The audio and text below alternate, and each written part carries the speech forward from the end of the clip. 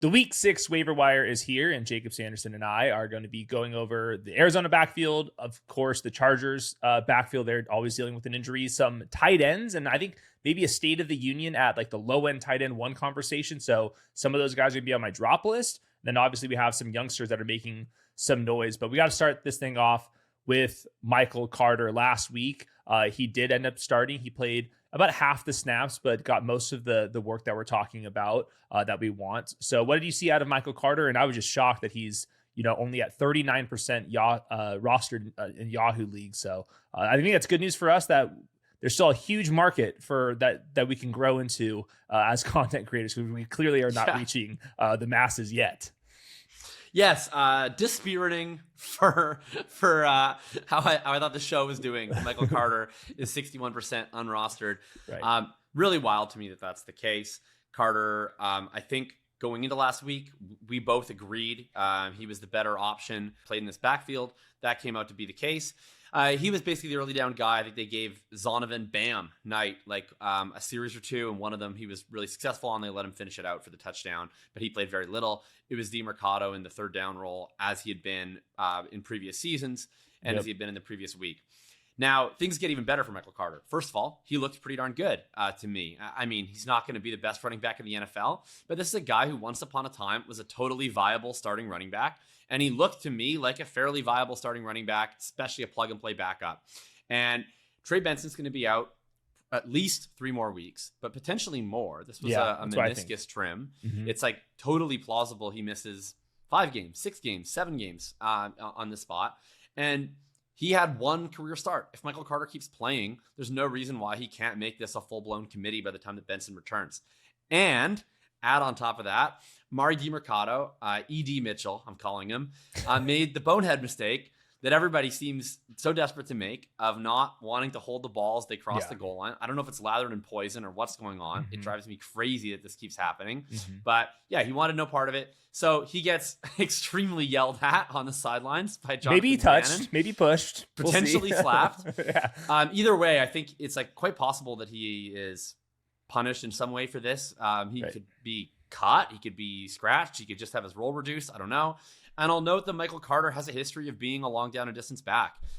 He played in this role with Javonte Williams at North Carolina. He played in this role alongside Breece Hall at times in New York. He could totally play in this role again. And maybe they just say, we'll give Bam Knight 20 to 30% of the early down work, and we'll use Carter as in all situations back outside of that. That would make total sense to me. Mm-hmm. Knight looked totally fine. And we mentioned the issues with DeMercado. So I think you should be optimistic about Carter being a mid-range RB2 for at least the next month. Yeah, totally agree on all those points. He had 15.4 expected points this last game. And he's a fascinating guy because in the NFL, he's kind of been treated as his early down guy. But in college, he was kind of always the 1B guy, and he's undersized for sure. So you kind of think about pass downs with him. And he's capable of catching passes, but for whatever reason, he's been treated as an early down guy. So I think in Jonathan Gannon's presser, he said that they're not going to punish Emari Demercado, but we don't even need him to be punished. And if they just reduce that role, just because they want to get Michael Carter on the field more, that's all great news for Michael Carter. Only bad thing about the situation is their blocking tight end is now out. Their offensive line is bad. So it's just a bad situation for Michael Carter, but he's getting all of the work, and I don't expect that to change at all. So I would say very clearly the top ad of the week. We'll obviously get to the Chargers running backs in a second, but before we get to them,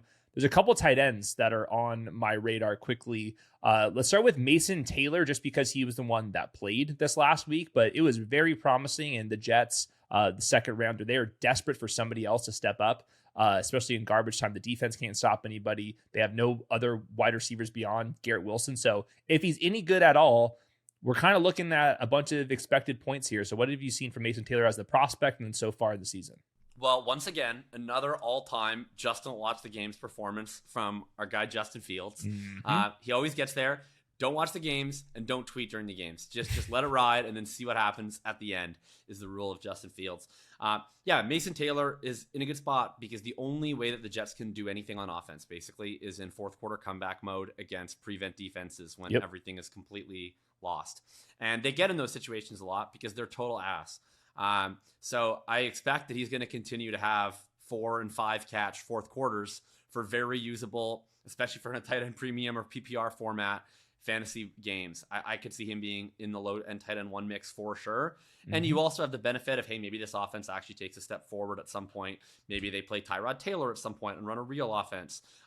Mason Taylor, easy path to being the number 2 target behind Wilson. They have absolutely nothing at wide receiver. It's a joke. So looking at the usage model, he's gone up in 5 consecutive weeks, like no exaggeration. Every single week it's gotten better, and it topped out last week, season high 15.2 expected points. And he had 3 targets in the first quarter because I was watching this game for a recap show. But then like the targets just kept coming, and like that you said, in fourth quarters you're just going to get that. So if you only took his like last 3 games where he's like actually grown into like a real player, he's the tight end 4 in usage. So, and I think he looks fairly good. He's like kind of a no nonsense yards after the catch guy. He's not like physically dominant. So we're not talking about Gronks and Kittles and all that type of stuff, but he's just going to be someone that's going to catch passes, sit in zone coverage, and has enough speed to get to the first down marker. And that's like what 85% of tight end receiving production is just knowing where to sit down. So I think pretty promising start for Mason Taylor. And the Jets are just, once again, just beyond desperate for him to step up. And part of the fun with Taylor is he's a real boy tight end. Like he can actually block, he can play in line. So you're not, hopefully, especially as the year goes on, having to deal with weird platoons and route issues and stuff. Like I would put him in the world of like the Jake Ferguson to the Cole Kmet, something in that kind of range, and that's totally viable. Yep. Another one that I think is going to match what Mason Taylor has just grown into, but we have not seen it yet, is Colston Loveland. So I'm not sure if he's going to be healthy enough to come back out of the bye week and play immediately. Truthfully, I don't really care. Cole Kmet had one of the worst tight end games of the year in week 4 before the bye week. Post-bye rookie bump for you guys that are new to it. It's just once these coaches come out of the bye week, they start learning the weaknesses of the offense. They start envisioning that this rookie, like he's going to save the season. And all of a sudden these guys start playing more. So Colston Loveland's a top 10 pick. Where are you with him pre-draft? And do you think there's a chance that he kind of overtakes Cole Kmet as like the 1A? Because they run a lot of 2 tight end sets, some even 3 tight end stuff. But he needs to be like the first guy and play all the snaps. Yeah. What do you think his odds are of like completely supplanting Cole Kmet? I loved Loveland pre-draft. He was my tight end 1 pre-draft. That was obviously wrong. Tyler Warren rules. But hey, maybe Loveland will be just as good. The moral arc of the universe is long. So I'm a big fan of Colston Loveland. I think he's a super talented player.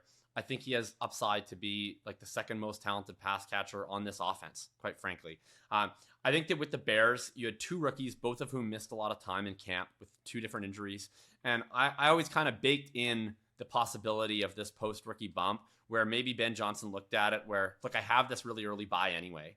We have these 2 rookies we want to integrate, but we have serviceable veterans. We're installing a brand new complex offense. Why don't we sort of use these 4 weeks as almost like an extended preseason for the rookies and work in them after that week 5 bye? I think that's totally viable. As you mentioned, Cole Kmet sucked against the Raiders. He had multiple killer drops. He got absolutely abused by Max Crosby repeatedly throughout the game. Yeah. And that, to me, is the more compelling part of this because no one realistically could argue that Cole Kmet is a more gifted athlete down the field, running seam routes, anything that's breaking than Colston Loveland. It's no competition. Loveland used to split out wide and beat corners at Michigan. So the reason why Cole Kmet, in theory, could ever be playing ahead of Colston Loveland in 1 tight end sets is that he can handle edges and blocking. If he's getting killed in blocking assignments, there is no benefit to him playing at all in those situations. And so I think they should at least give Loveland a share of the 11 personnel sets and see how he does. And if he can handle himself as a blocker, which I was pretty optimistic on his blocking, then I think we're going to see that just continue to, he becomes the clear 1 tight end set guy, and Cole Kmet's only in there on 2 tight end sets. I bet we see that scale up over the next few weeks, if and when Loveland is healthy. The team's also just passing the ball maybe a little bit more than people would expect in neutral situations. Their defense running backs suck. Yeah, they can't run the ball. Like that's just simple answer. They can't block, or they don't have the running back to do it. Their defense, if you guys haven't noticed, also stinks. So this team just going to be really high up in dropbacks the rest of the season, and Caleb just looks better each week as well. So I think there's a lot of potential here.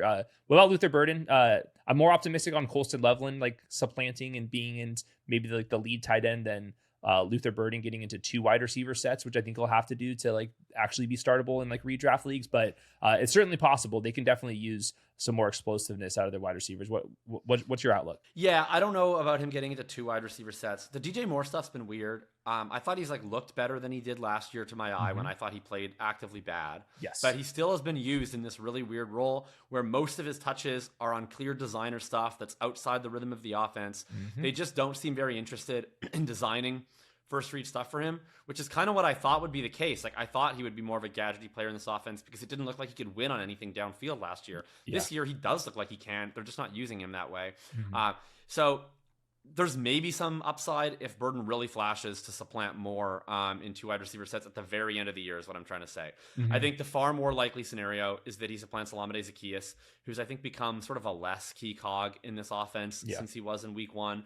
And then if they are out on Colt Kmet at some point, maybe they just run more 11 personnel with Burden. That's the upside with him. Yep. Yeah, I could totally see. I think deep league play is going to be in there. I think in best ball is a totally different discussion there where you don't have to predict when he's going to have his big week. And obviously Luther Burden could absolutely fly out there, and he was on the receiving end of that flea flicker. So I've noticed that he's kind of in there for some of the gadgety plays.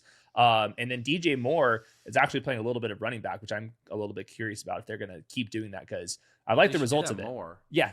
Anything there too. I mean, I think Moore and Burden are the 2 best running backs on this team. Yeah. It's like, honestly not an exaggeration at all. The same thing would be true about this backfield. Omarion Hampton goes out. No one even knows exactly what play he was injured on. All of a sudden he's in a boot. The next day we get, boom, injured reserve. So he's going to be out for at least the next 4 games here. Went back. It's Hassan Haskins and Kamani Vidal. What happened this last week is Hassan Haskins was actually mixing in when Omarion Hampton was relatively healthy. He was the guy that entered in first. Kamani Vidal also got a little bit of run. They would play like 4 or 5 snaps in a row, and then they would move on from the situation.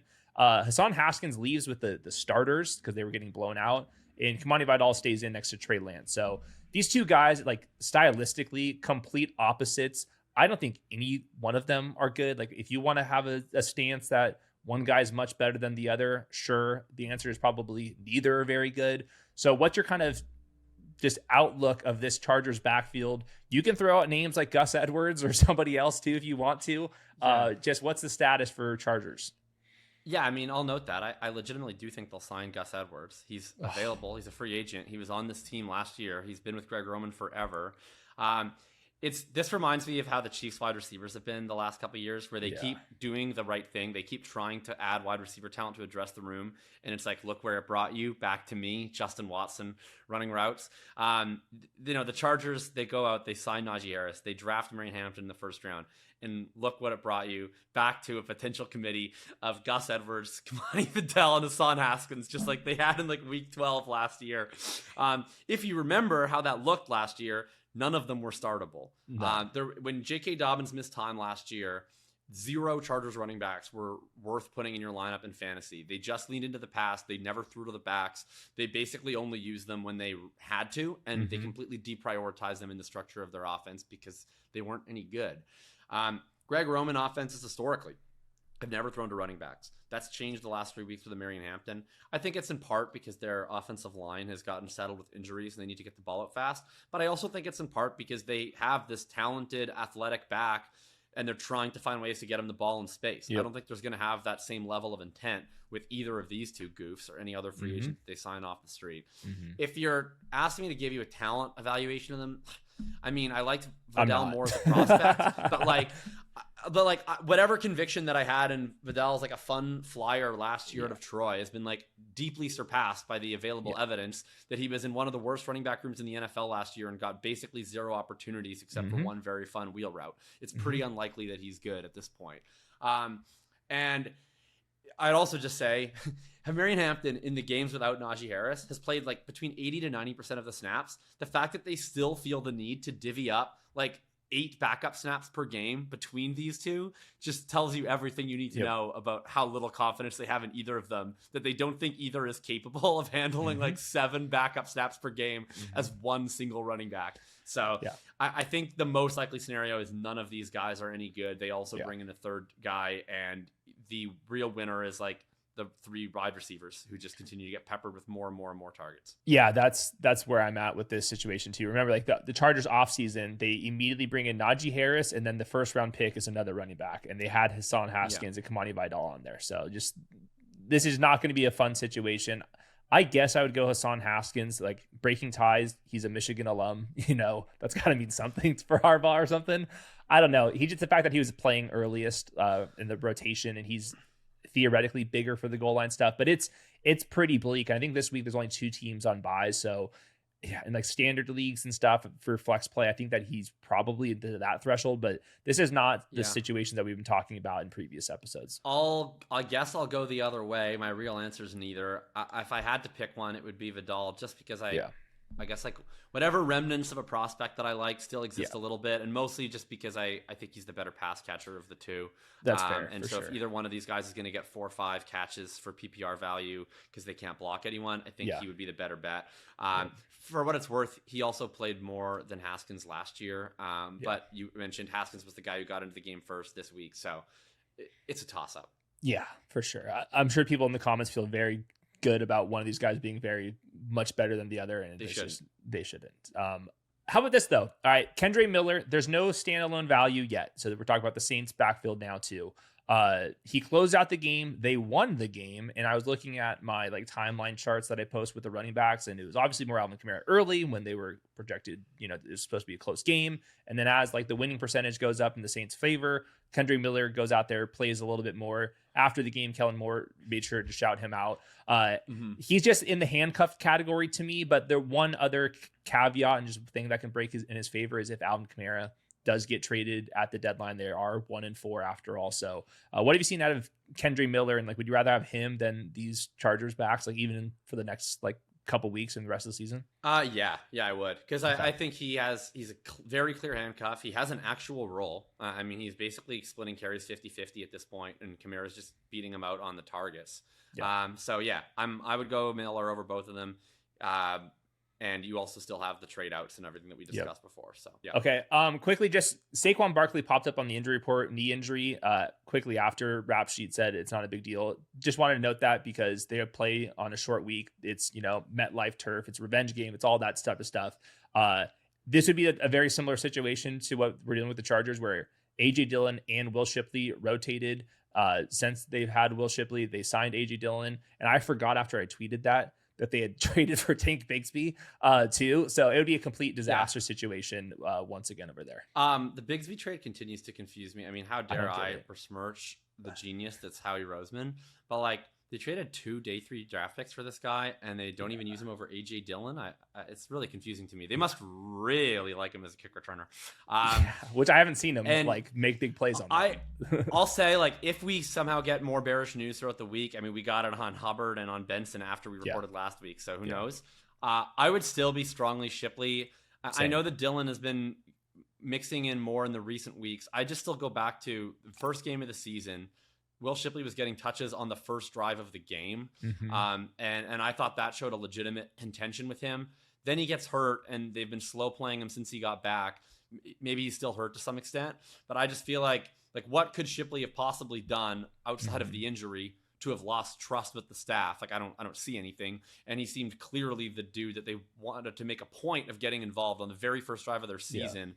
Versus AJ Dillon has really only worked in, after Shipley has gotten hurt and has not been as much of a player of intent, even besides Saquon Barkley. So I'd go Shipley. Yeah, same with me. He's also the better pass catcher. And this team, the last 2 weeks, has actually been pretty high up in neutral pass rate. They have like really lost faith, like running the ball for whatever reason. So I think that would lean into his favor too. Quickly, just want to mention 2 other, this is like really dart throw tight end territory. But AJ Barner and Theo Johnson both had quality games in this one, very involved in the red area. Both of these guys could block, and they eat up a bunch of snaps. So if they start flashing higher target shares, they're actually involved in first read looks, or if these offenses take the next step, I know the Seahawks are looking good, and that's why AJ Barner scored those touchdowns. But if the Jackson Dart starts breaking out, AJ Barner and Theo Johnson, not for now, but like for deep leagues and just to have your eye on these guys, I do think that there's something with AJ Barner and Theo Johnson. Have you seen anything with those guys? Yeah, I mean, Theo, it seemed like they made it a point to get him involved in the red area. You look at who's on this team. Wan'Dale Robinson's not a red zone guy. Yeah. Slayton's hurt now. Slayton is hurt now and is like more of a deep threat and it's kind of bad. And everybody else is totally bad. So Yeah, who would you throw to the red zone? Probably just the big guy, post him up. I mean, he was clearly the schemed up read there, that second touchdown especially. So I think he's going to have a continued red zone role. Anytime if your tight end is hurt, if you're a Kittle team, if you're a Bowers team, whatever, you can stick him in there. He probably has as good of a chance of getting a touchdown as anyone you can get off waivers. So I'm pretty optimistic on Theo. And Barner, same idea. It's going to be a 2 tight end heavy team. He's the Komet to, whatever we were talking about with Loveland, sort of more the Arroyo. And I think it's going to stay that way. He's a way better blocker than Arroyo, and he's been totally serviceable as a pass catcher. So yeah, like both of them. Last tight end I wanted to mention, Brock Bowers. We got injury update that it's not just the PCL injury, it's a bone bruise. And my understanding of that is like this early into his career, and the Raiders are now 1-4. The bone wrist, like it's a risk tolerance thing, and there's just no reason to like have him out there. So there could be setbacks. It can get worse. So I think the plan would be to rest him for at least another week or so. And Michael Mayer by that point, hopefully has cleared concussion protocol. So if you're just looking for like a 1 week fill in, if you are the Brock Bowers drafter, if George Kittle's not going to be coming back this week, or you just drafted a bust, I do think that Michael Mayer has a chance to maybe be a sneaky ad, probably very, very cheap because he missed this last game. Yeah, it's just so frustrating how they've handled this injury. It feels like they just really had him playing hurt as a shell of himself for 3 weeks for no reason. If they had just rested him at the beginning, it feels like he could be playing now at full health and look like the player he was in week 1, instead of having to deal with a completely compromised version and then probably still miss until the bye week. It's a big bummer. And yeah, for Mayer, I bet Bowers, the most likely scenario is he's rests until the bye. So I think you got probably a couple weeks on Michael Mayer as a startable low-end tight end 1, assuming he gets back from the concussion. I will note he's had multiple concussions now in his career, so I wouldn't take it like as a totally assured that he comes back this coming week, but we'll see. I mean, the Bauer situation, doesn't that completely sum up the Raiders like off season and rebuild, where they're halfway in, halfway out, and like if they would just play the long game for once in their lives, they would actually get better results in the future. But they're trying to win now, and they can't. They're incapable of winning now. So yeah, that's just like classic Raiders situation there. And they knew he was hurt. I mean, look at the routes that they designed for him in week 1, where they were doing these long crossing routes and this really creative usage. And you can quibble about the snaps, but like when he was on the field, the usage that he got was fantastic. And they were force feeding him the ball in those spots. And then they knew he was hurt because all they designed for him in the next 3 weeks was a bunch of 7-yard stop routes. So they knew it and they did it anyway. And it's just so frustrating. Anyway. Okay. Is there any other ads before I get to the drop list? Like anyone like scrolling down for you? Yeah, not a whole lot. I mean, I'll mention Kenny Gainwell. Warren's back at practice, so I don't think you're like pumped to start Gainwell, but he played really darn well. And so maybe you get a committee there. We talked about him last week. And then the other guy I'll just mention, he's still only 58% owned, which is remarkable to me. But Rico Dowdle looked like Adrian Peterson last week. So if you happen to be in the 42% of leagues, I don't imagine that you need me to tell you to pick up the guy who had 234 yards last week, but I think you should if he's available. Yeah, well, maybe if you are in that league, maybe you do need your handheld. So who knows? Who knows? All right, so drop list. I mean, you can't start this week's drop list without putting Amari DiMercado, just the drop himself, right at the top of that list. So he only played on third downs pretty much. Like I think he had like 16 to the 18 third down snaps. So he did not graduate out of that role. He's firmly droppable. The Cardinals might make that decision for him. Increase his role after that performance. Yeah, I mean, you literally can't make the drop list any clearer than dropping the ball yourself. He's literally on the drop list. Yes. Yeah. Absolutely. Couple guys that we're talking about so many tight ends, so I wanted to include a couple guys. The TJ Hawkinson stuff, he's at 90% rostered. You can keep on doing this thing, but he's heading into the bye. They don't know what quarterback they're going to go with. They have 2 complete star wide receivers to throw the ball to. And I just think that he's not going to be the same like target earner that he was previously. He's not like popping out to me on tape all that much. He's not getting any first read stuff. He's just getting checkdowns. And why would you? And why would you design stuff to TJ Hawkins? So I think like the Mason, like would I drop TJ Hawkinson for Mason Taylor? Absolutely would not think twice about any of that. Mark Andrews, very similar situation. No Lamar Jackson this week. Then they go into a bye week, and Isaiah Likely's coming back. I would put Rashad Bateman into that same exact category. You're not going to be using these guys for multiple weeks. And then even when they do come back, you're like just praying for a touchdown. So don't like those situations. Last two, Geno Smith, just Jover. No left tackle, no Brock Bowers. Not going to happen. And then Ollie Gordon's at 25%. He's a touchdown or bust guy, but they can't run the ball at all. The offensive line is completely dreadful. Their second rounder now playing left guard. He can't block anybody. He's got maybe the worst recovery speed I've seen from a rookie. So all those guys, I don't think you really need any of them. No, big agree. I mean, Hawkinson is not like, I'm not saying to drop him because he's worse than the guys we've mentioned. He's kind of like the same as most of the guys we've mentioned, but that's the point. Like, you have to pick up a streamer anyway while he's on bye. So don't roster 2 tight ends. These guys are all the same. There's like 5 tight ends that matter, and all these guys are the same. There's even less because 2 of them are hurt. So there's probably like 2 tight ends that actually matter. 3, I guess. We got to count the Ferg dog. So at this point, just drop TJ Hawkinson. And yeah, there's way better running back handcuffs than Ollie Gordon, and that's what he is. He's a running back handcuff. His standalone role is a Fugazi. Let's take one more just like dart throw. You wanted to mention him. Brashard Smith, he's playing like as we're recording. It's only the second quarter here, but whether he does well or not, Pacheco can have 100 yards, doesn't matter. There's just like an intrigue with Brashard Smith, the rookie. Tell us about his situation right now. Yeah, he might be the last running back out there that you could make a very plausible case of how he is the starting running back without an injury within like the next month. You know, and what starting running back means for Brashard Smith is probably different than what it means for other running backs because he does have limitations, 7th rounder, more of a pass catcher type. But like, I'll say I've only watched the first half of this game. Kareem Hunt just had a big run. But like, I know. What are the odds of that? Yeah. I won't say that it was like the most impressive big run. It was sort of like he got through the hole and nobody was home. It was a 33-yard gain and it was negative rush yards over expected. Next one was like, he should have busted that for 48. Yeah.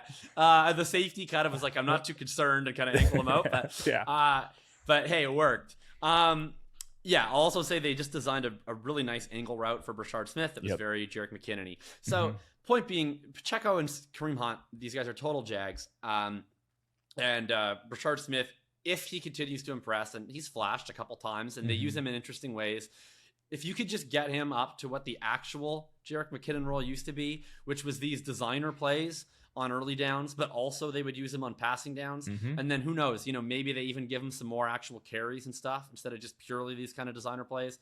It's just a guy that's interesting to have on your bench because, there's so many pure handcuffs in these redraft leagues, but this is one dude who I think you could at least squint and see how he's a 12 to 14 point per game guy late season without any injuries. Yeah, I do like him in full PPR redraft leagues. You got a deep league. I would be interested in that. I also just think the Chiefs are about to take off.